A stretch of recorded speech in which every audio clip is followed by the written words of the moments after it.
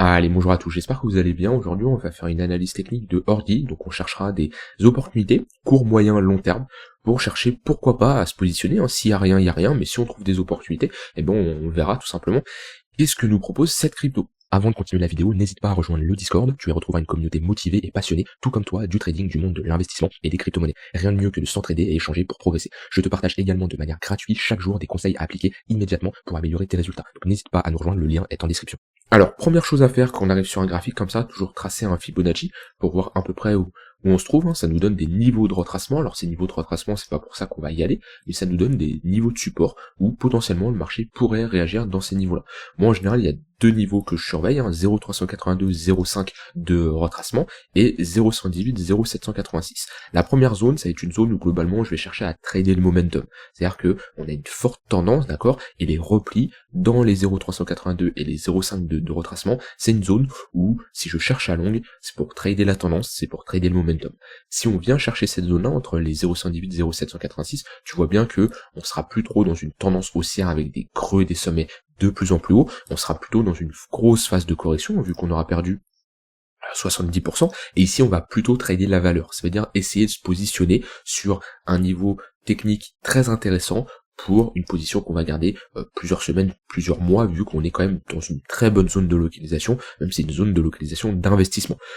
Les 0,186, ça va être un niveau que je vais surveiller, mais c'est plutôt un niveau lorsqu'on a un gros crack, d'accord, un gros dump, comme un bear market, comme un gros crash pour trouver une zone de localisation très intéressante. On y va assez rarement. En général, les altcoins posent un bottom sur ces niveaux-là, mais ça reste assez rare. Mais cette zone de rechargement longue, je trade plutôt la valeur. Dans cette zone des 0,382, 0,5, je trade le momentum. Donc c'est-à-dire que ici, faut avoir une zone d'invalidation qui est claire pour ne pas se retrouver à holder, pourquoi pas un moins 50, moins 60%, d'accord. Ça c'est vraiment important. Dans tous les cas, peu importe vos décisions, que ce soit court, moyen, long terme, vous devez avoir une zone d'invalidation. Ça peut être une zone d'invalidation en fonction du prix, ça peut être en fonction de temporel, d'accord. Vous décidez d'investir sur ordi et vous vous rendez compte que il y a toutes les cryptos qui pump, on a un bull market et on a un ordi qui performe pas, ça peut être une raison d'invalidation. Si au bout de 2-3 ans elle ne fait pas grand chose, bref, chacun a ses propres zones d'invalidation, mais ici en général on a une zone d'invalidation en fonction du prix, ou si on ne break pas une certaine zone, ou on break surtout une certaine zone à la baisse, on invalide notre scénario parce qu'on trade le momentum, et si on break notre zone d'invalidation en général, on a une invalidation du momentum et on veut sortir très rapidement.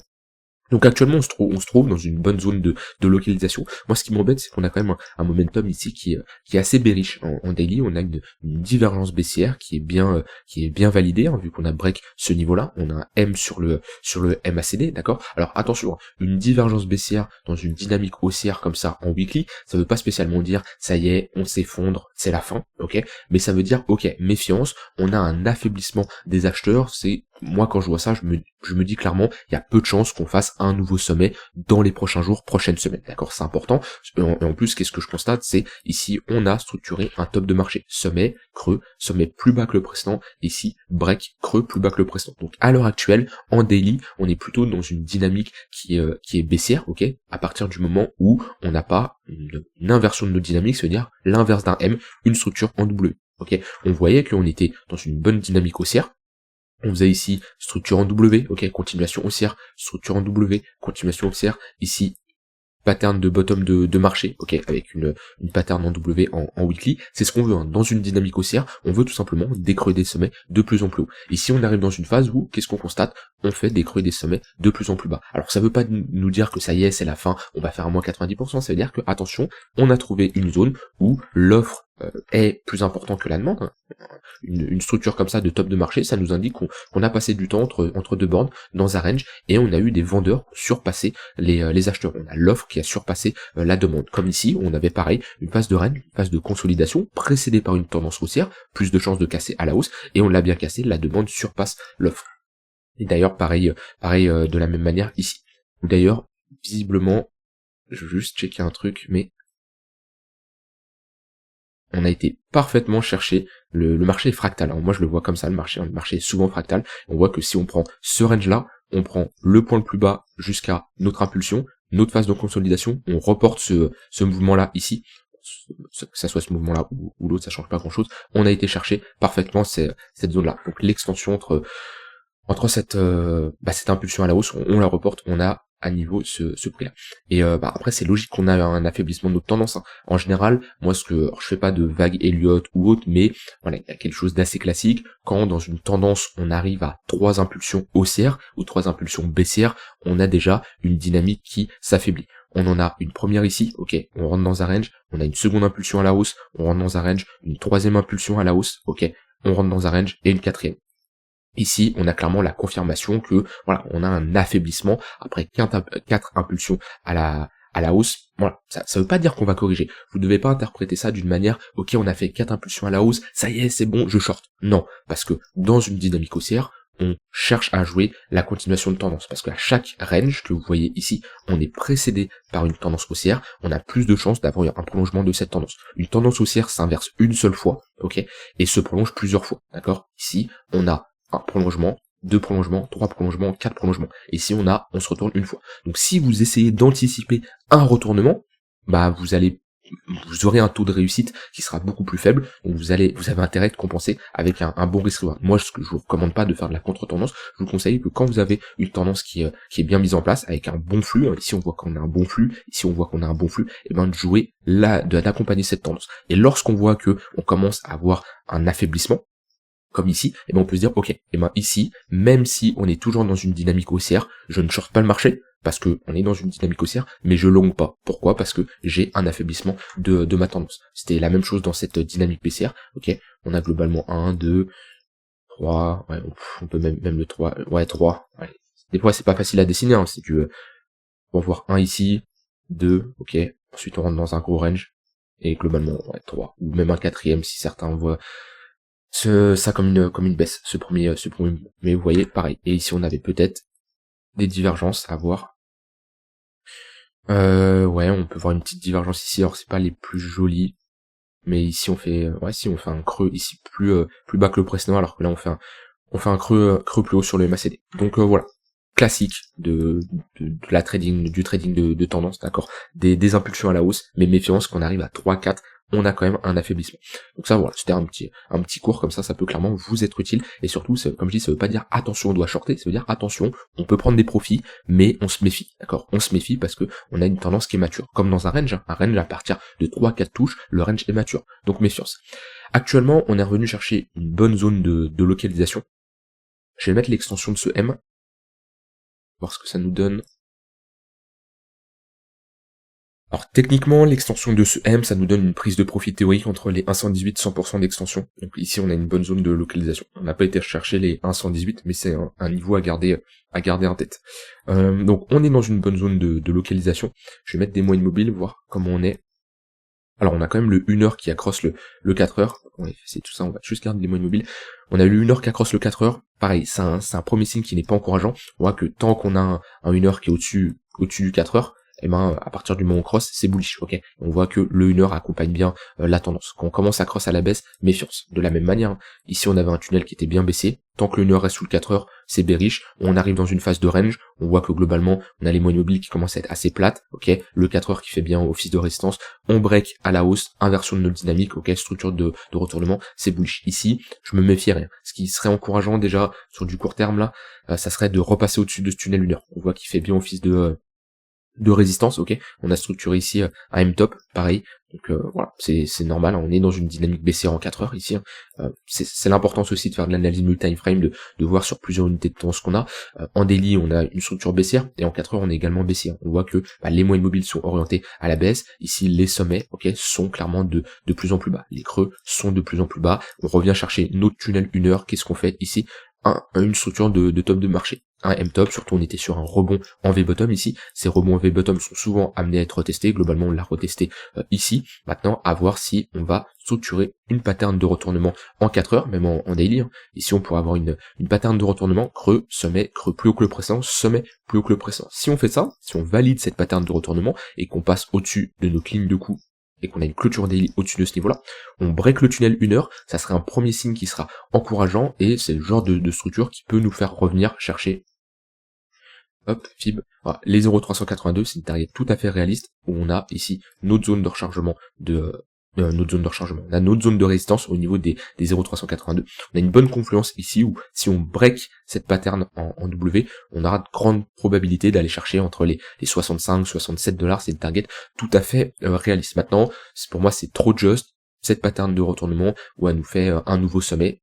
En général, alors un peu, mais d'un point de vue proba, c'est un peu juste. Il faudrait une meilleure accumulation, ok, quelque chose comme ça, avec un momentum qui te redevient bullish, d'accord, une divergence haussière ou un doublé sur le MACD, là ça serait encourageant et là on aurait plus de chances de faire un sommet. Dites-vous en général quand on structure une distribution, ok, un gros top de marché, le temps qu'on a mis à faire la distribution, faut du temps pour refaire une accumulation, d'accord. Si on fait ici une distribution de 2 mois, c'est pas une bougie 1 heure qui va inverser cette dynamique, d'accord, c'est tout à fait logique. Regardez le bear market, combien de temps il a duré sur le BTC, et ben le bull market, on a fait une grosse phase d'accumulation pendant 1 an, d'accord, on n'a pas fait un petit bottom tac to the moon, absolument pas. Et ben dites-vous exactement la même chose. Donc déjà, je ne chercherai pas à short le marché sur du swing. Pourquoi? Parce que on est sur un niveau de support. Sur du court terme, on peut chercher des shorts, clairement. Maintenant, on va être ici sur de l'intraday. Il y a une différence entre le swing et l'intraday, clairement, parce qu'on est dans une bonne zone de localisation. Ok, on est revenu chercher le tunnel 1 heure. On a bien break, on a bien validé ici. Hop, le break de ce range là. Donc c'est tout simplement notre pattern de retournement en 4 heures. Mais voilà, on se fait rejeter dans le tunnel 1 heure. On a un 15 minutes qui est assez plat. Ça se voit que globalement on est dans un nouveau range, ici bloqué entre deux bornes. Quand on a un 15 minutes qui est bien baissé, vous voyez, à chaque fois qu'on revient dedans, ici, c'est des opportunités de short. Alors on peut pas shorter à chaque fois, hein, parce que c'est le tunnel 15 minutes, vous voyez ça comme une zone de localisation. Ensuite, quand on va dedans, sur du 15 minutes, 5 minutes, on cherche des setups de short, d'accord. Mais vous voyez que ici, à chaque fois, on a de très bonnes zones de localisation. Alors c'est sûr, à un moment, ça break. C'est sûr, à un moment, voilà, on se fait stop ici. Mais si vous avez une bonne gestion de votre money management, de votre risque, etc., ici, les gains compensent clairement les pertes. Moi, j'aime bien avoir des confluences entre des moyennes mobiles, des tunnels daily, ou en général, quand on a une confluence tunnel daily, point pivot daily et tunnel 15 minutes, c'est une bonne zone d'entrée pour chercher des shorts ou des longs. Comme ici, bonne confluence, tunnel daily avec tunnel, oula, j'ai du mal. Ici avec point pivot daily et tunnel 15 minutes, je m'en mêle les crayons. Voilà, ici bonne confluence, c'est une bonne zone. Ouais, ici on en avait une petite, c'est pas la plus jolie. Ensuite on en a pas eu. Mais ici voilà, il y avait une bonne confluence entre le point pivot daily et le tunnel 15 minutes. Ici, qu'est-ce qu'on a? On a un point pivot monthly, 61 $. Si on a un break à la hausse du tunnel 1 heure et on se fait rejeter au niveau du point pivot monthly ici, en confluence avec le tunnel 4 heures, ça peut être également une bonne zone de localisation. Mais vu qu'on aura break ici un niveau assez important, je regarderai ici ce que fait les vendeurs, comment les vendeurs réagissent, parce qu'ici on aurait quand même un break assez important qui mettrait les acheteurs en confiance, on serait dans une dynamique haussière, donc faudrait ici proposer une pattern de retournement. Sinon vraiment pour du plus court terme, l'idéal ça serait d'avoir un mouvement assez à la baisse, d'accord, qui nous valide ici un momentum assez bearish, d'avoir un tunnel 15 minutes qui se remet à baisser comme ça, et tout simplement les pullbacks, ça sera des opportunités de short. Si on break ce creux là, ok, qu'on a un tunnel 15 minutes qui redevient baissé, et bien de la même manière on a break ce niveau là, ok, ça sera clairement des opportunités de short. Donc globalement, si je fais un résumé, on va faire un résumé assez rapidement. Pour de l'investissement long terme, pour moi, on n'est pas dans une bonne zone de localisation. L'idéal, c'est entre les 0,118 et 0,786. C'est pas pour ça qu'on va y revenir dans cette zone-là, ok, mais si on y revient, c'est une très bonne zone. Sur du moyen terme, on est dans une bonne zone de localisation, mais pour le moment, on n'a pas d'inversion de dynamique qui est ici baissière avec des creux des sommets de plus en plus bas et un momentum qui est baissier, mais on est sur un niveau de support, donc déjà je ne chercherai pas à short. Éventuellement si je cherche à short, c'est si on revient chercher ici ma zone de rechargement short 0,786, 0,118, c'est une bonne zone, ou éventuellement les 0,382 qui sont dans une très bonne zone de localisation vu que c'est notre ligne de coup de cette pattern de top de marché, donc c'est des zones intéressantes pour short. À l'heure actuelle non, vu qu'on est sur un niveau de support. Est-ce que je chercherai à long? Compliqué vu qu'on est toujours dans une dynamique baissière. Si on regagne ce niveau-là, pourquoi pas, ok, pourquoi pas avec une zone d'invalidation en dessous et viser la zone de rechargement de short, ça peut être un setup intéressant. Et sur du court terme, eh ben on est dans une dynamique qui est baissière avec des moyennes mobiles qui sont orientées à la baisse. Donc on ne fait pas de la contre-tendance, on ne cherche absolument pas des longues. Et là, visiblement, vu comment le marché réagit, ça m'étonnerait pas qu'on soit dans un range. Ici, on a break ce niveau-là, ok, on l'a réintégré, on a break à niveau ce niveau-là. Donc là, on voit que globalement, on a une zone où on a l'offre et la demande qui est en train de s'affronter. Donc globalement, dans un range, les bornes hautes, c'est des opportunités de short, les bornes basses, des opportunités de long. Mais attention, on est précédé par une tendance baissière, donc je ne me concentrerai pas spécialement sur la borne basse, mais plutôt sur la borne haute, parce que un range précédé par une tendance haussière, plus de chances de casser à la baisse. Voilà, après, le plus important, c'est de localiser vos entrées. C'est via différents outils, hein, les moyennes mobiles, les points pivots, les retracements de Fibo. Ça sert à rien d'utiliser 40 000 outils non plus, hein. Ça sert à rien d'avoir des traits partout. Moi, je trace très peu, hein. Vous voyez, je trace très peu. Les seules choses que je vais tracer, ça va être des zones de support et résistance, mais sinon, je trace très peu de choses. En général, ouais, moyenne mobile, c'est déjà tracé. Fibonacci, il y a juste à placer, mais ça va pas être une trendline ou autre. Et ensuite, quand on arrive dans ces zones d'intervention, et ben je regarde le marché ce que me donne. Si j'ai une bonne réaction, niveau acheteur, niveau vendeur, ça peut être une confirmation d'un ravalement baissier, ravalement haussier, une structure sur l'unité de temps inférieure, ça peut être une confirmation momentum ou autre, et moi j'essaye de rentrer, et voilà, après, bien gérer son risque, bien gérer son money management, son risk reward, et le résultat d'un trade ne veut rien dire, hein. C'est pas parce que vos trades étaient mauvais que c'est un mauvais trade, et pareil, c'est pas parce que votre trade est bon que c'est un bon trade également.